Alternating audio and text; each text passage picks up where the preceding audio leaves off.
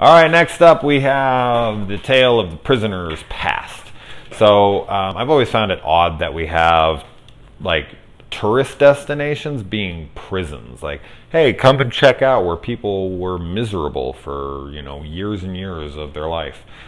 Where we housed murderers and rapists and everything. I mean, I know it's interesting, but I just find it funny that, like, you know,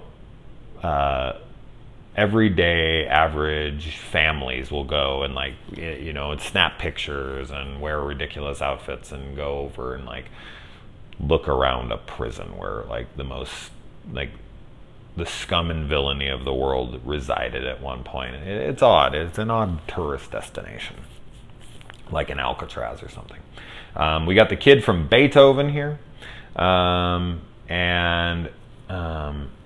the the kid ends up letting out One-Eyed Jack or whatever, and he's like, "Can you just just pull the thing?"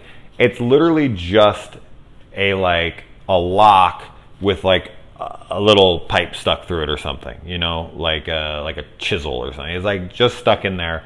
The guy could probably reach out his arm and grab the thing and open it up, like fashion something out of his clothing, anything. Like Houdini would laugh at that thing. He'd be like, "That's it?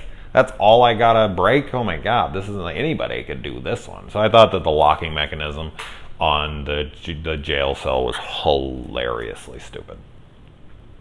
And then the ghost comes to their house. I'm not sure why the ghost is haunting them. I guess he wants his remains found.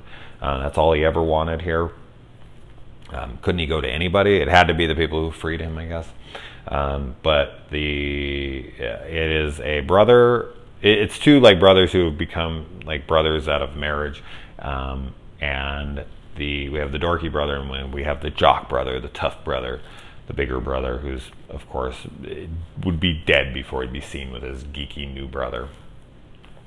But the tough jock guy, he grabs two plush bats, like real, like really plushy bats, and he's like, "Here, like, let's defend ourselves." And it's like, plush bats? That's what you grabbed of everything in that room? That's the only thing you could find? Really? There's no aluminum bats? Why do you even have those? Why the hell do you even possess those? Those are for like 5-year-olds in T-ball or something. Like, I thought that was hilarious when he grabbed those.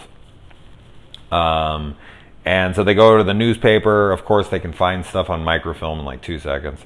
I don't know how they get the address of the witnesses in that there. I guess they live in the town long enough. They recognize the houses and the backgrounds of the pictures of the people they're interviewing. But they're like, "Look, she lives over on blah, blah, blah." And it's like, I don't think they give out addresses to witnesses in newspapers of like murders and whatnot. So I found that to be a little suspect.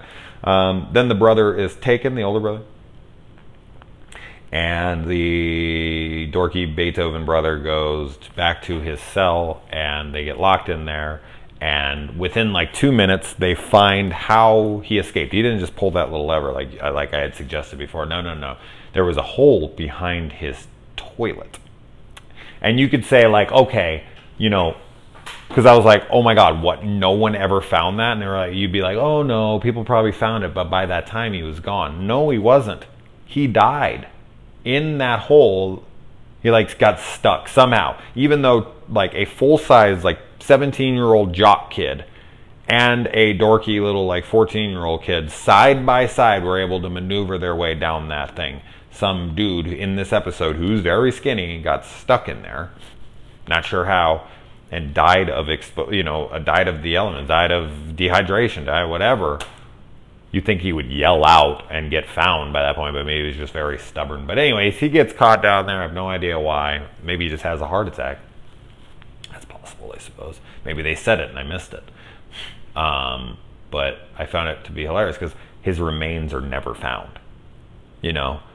So that means that no one ever found the hole behind his toilet. All they had to do was pull the thing forward, and there it is. Like, we can't figure out how the hell he got out of his cell. Let's look around the cell. Well, I guess there's no way out of here, so we'll just leave this as a mystery for the next 40 or 80 years or whatever, how long it's been.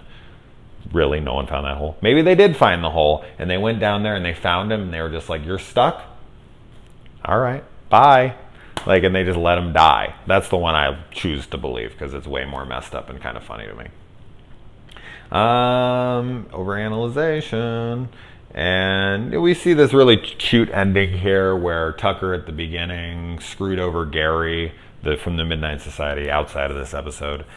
He didn't show up when he was supposed to do something, and Gary was really mad at him. But then at the end, Sam is like, yeah, I can go. And Gary's like, what the hell are you talking about? And Tucker's like, hey, man, like, I stood in line for 5 hours to get you these, like, Lollapalooza tickets so you can take Sam.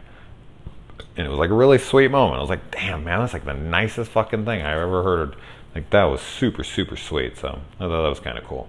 Anyways, all right, guys, move on.